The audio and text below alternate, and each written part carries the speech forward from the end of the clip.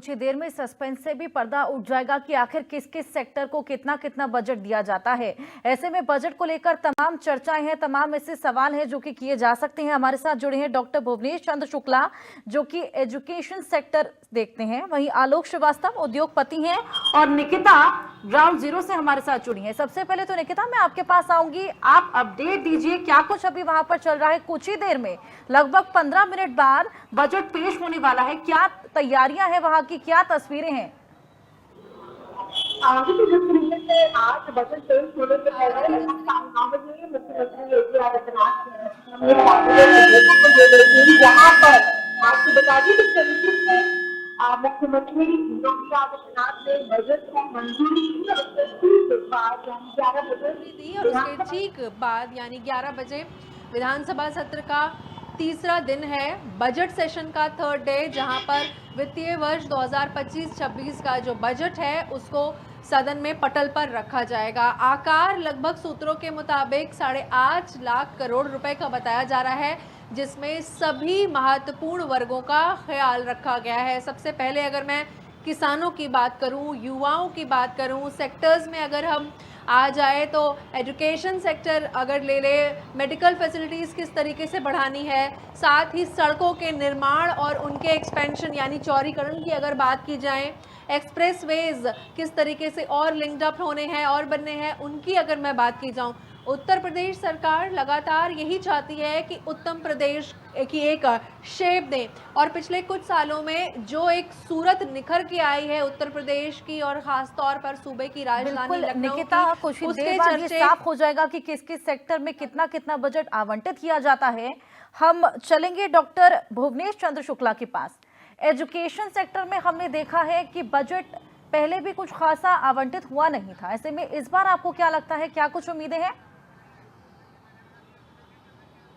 मुझे भी लगता है कि जैसा कि नई शिक्षा नीति 2025 लागू हो गई है, तदनुसार बजट भी होना चाहिए, लेकिन कितना क्या होता है तो अब कुछ देर में मालूम होगा।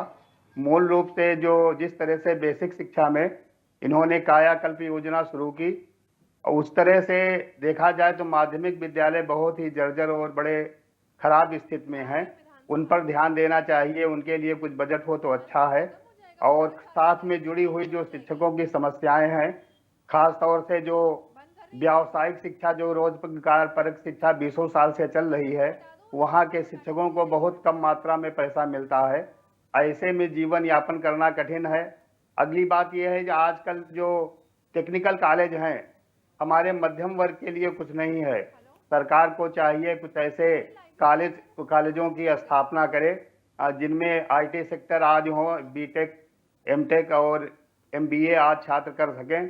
तो माध्यमिक विद्यालय और ख़ास तौर से जो मध्यम वर्ग है, जिनको अब वजीफ़ा भी मिलने में बड़ी दुविधाएं आती हैं, छोटे बच्चों के लिए IBDT के जरिए जो 1200 रुपया भेजे जाते हैं, उनमें भी कई तरह से समस्याएं हैं। इनके प्रति बजट कुछ खास होना चाहिए कि जिससे जो गरीब बालक हैं वो ठीक तरह से पढ़ सकें। कुछ जैसे सुधार के लिए पहले इस तरह से किया गया था, 1973 के आसपास कुछ मनोवैज्ञानिक रखे गए थे 3-4 बड़े महानगरों में, वो बड़े कम हैं, अब 20-25 जनपदों में हो गए हैं। उनसे शिक्षण कार्य भी लिया जाता है। ऐसी स्थिति में जो छात्रों की समस्याएं हैं, बालपन की समस्याएं हैं, किशोरावस्था की समस्याएं हैं, उनका ठीक से निराकरण नहीं हो पाता। उनकी व्यक्तिगत समस्याएं होती हैं, किसी का कुप्रवृत्तियों का जन्म होता है, कुछ जिज्ञासाएं होती हैं। उनके समाधान के लिए हर ब्लॉक स्तर पर अगर मनोवैज्ञानिकों की नियुक्ति हो तो विशेष अच्छा रहेगा। और जैसा कि हमारा विकासशील देश है, बढ़ता जा रहा है, तो शिक्षा से ही ये संभव है कि वो और ज़्यादा आगे बढ़े, लेकिन उसके तरफ ज़्यादा ख्याल नहीं जाता है और अलग अलग प्रकार की चीज़ें जो है रहती हैं।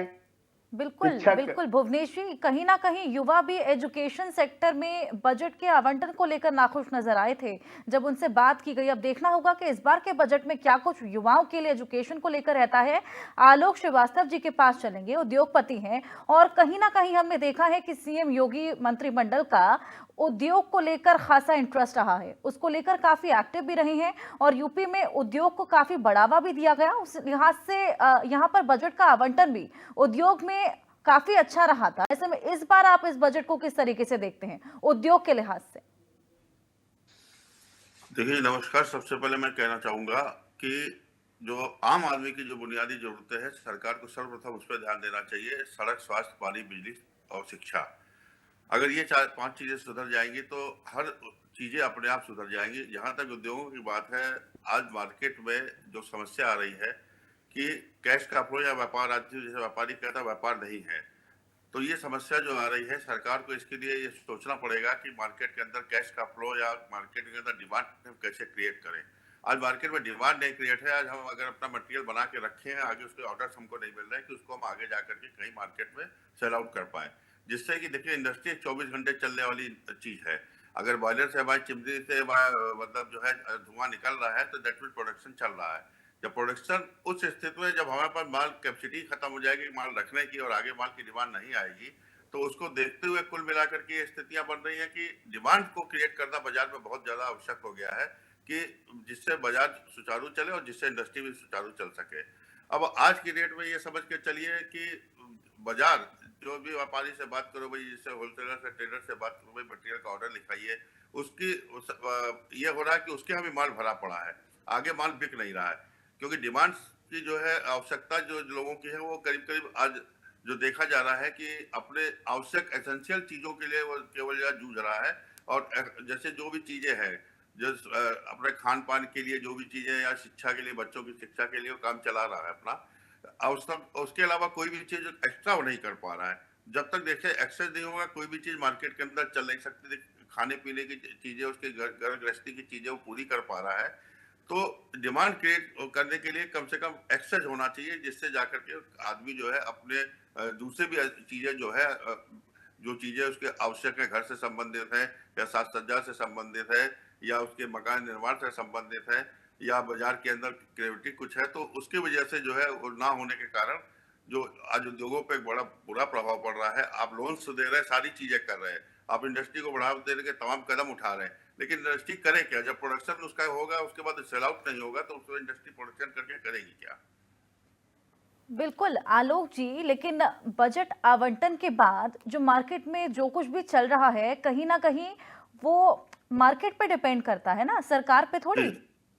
नहीं सर, वही कहते, तो मार्केट में डिमांड क्रिएट नहीं है ना। आज की डेट में कुछ सरकार को ऐसा करना चाहिए डिमांड क्रिएट हो, क्योंकि देखिए एक आम आदमी, आप समझ के चलिए यूजर हमारा कौन है? हमारा तो यूजर आम आदमी है, पब्लिक है। अब आप पब्लिक जब डिमांड ही नहीं क्रिएट करेंगे, जब मटेरियल उसको रिक्वायरमेंट ही नहीं है, तो सीधी सी बात। दूसरा, आज की डेट में रोजगार की अवसर कम होने की वजह से बिजनेस पॉइंट ऑफ व्यू पर आदमी ज्यादा जा रहा है, तो एक कंपटीशन, बहुत ही टफ कंपटीशन होता जा रहा है, मार्जिन कम होते चले जा रहे हैं। वर्कर्स की देखिए सैलरी तो देनी है, उनकी जो एज पर नॉर्म से सारी चीजें करनी है, टाइम से 1 महीना बीतने में टाइम नहीं लगता, चाहे बिजली का बिल हो, चाहे आपकी लेबर की सैलरीज हो, सप्लायर्स के पेमेंट हो, सारी चीजें तो हमें करनी है। लेकिन जो डिमांड होनी चाहिए, जो बाजार के अंदर के डिमांड होनी, वो डिमांड उतनी नहीं है जितनी एक इंडस्ट्री को लिए चाहिए है। और अभी हम लोग को थोड़ी आशा बंधी थी कि देखिए कुंभ के अंदर जो है जो बिजनेस हुआ, 3 लाख करोड़ का बिजनेस कुंभ के अंदर हुआ है, लेकिन वो एक टोटल इनऑल मिला करके इंफ्रास्ट्रक्चर से लेकर के सारी चीजें उसमें थी, लेकिन पॉजिटिवली उसके अंदर जो बिजनेस हुआ टूरिज्म में ज्यादा गया। तो इस तरीके जैसे आज एक क्रिएट हुआ कि इंडिया के अंदर आज धार्मिक पर्यटन भी काफी हद तक बढ़ा है, उसी तरीके से कई सेक्टर्स इंडस्ट्री में है। उन सभी सेक्टर्स की तरफ थोड़ा थोड़ा गवर्नमेंट को ध्यान देना चाहिए कि उसके लिए कुछ ऐसा करना चाहिए कि जिससे लोगों की एक जो परचेज पावर है, जिसको हम कहते हैं परचेज पावर, वो बढ़नी चाहिए। जब परचेज पावर बढ़ेगी, इंडस्ट्री भी ग्रो करेगी और प्रदेश और देश दोनों ग्रो करेगा, उन्नति हो जाएगा। बिल्कुल आलोक जी, शुरुआत में आपने एक बात बेहद अच्छी कही थी कि सबसे पहले जो बेसिक सेक्टर्स हैं उन पर ज्यादा ध्यान दिया जाना चाहिए। ऐसे में बेसिक सेक्टर में शिक्षा की भी आपने बात की थी। हम चलेंगे भुवनेश जी के पास। एजुकेशन सेक्टर में आप ज्ञाता हैं, ऐसे में भुवनेश जी ये बताइए कि मिडिल क्लास की ये बहुत बड़ी कंप्लेन रहती है कि मिडिल क्लास के लिए कुछ खास बजट आवंटन किया नहीं जाता है। जितने भी रिचेस हैं they are getting richer, poor are getting poorer, और मिडिल क्लास को ध्यान में नहीं रखा जाता है। तो क्या आप इस बात से सहमत हैं? जी हाँ, बिल्कुल सहमत है। मिडिल क्लास बहुत परेशान रहता है और उनके गार्जियंस जो हैं अगर कुछ लोन भी लेना चाहें बड़ी शिक्षा के लिए तो बड़ी दिक्कत होती है। तो सरकार को सरकारी स्कूल टेक्निकल एजुकेशन के जरूर ब्लॉक स्तर पर खोलने चाहिए, क्योंकि यहाँ की जो ग्रामीण स्तर की जो प्रतिभाएं हैं वो फिर मंद होकर के रह जाती हैं, प्रगति नहीं कर पाती हैं। और बजट टेक्निकल एजुकेशन के लिए और ये MBA आज के लिए सरकारी स्कूलों की स्थापना की मैं अनिवार्यता समझता हूँ। बिल्कुल। चलिए भुवनेश जी, आलोक जी, बहुत शुक्रिया आपका अपनी राय रखने के लिए, तमाम जानकारी हमारे साथ साझा करने के लिए।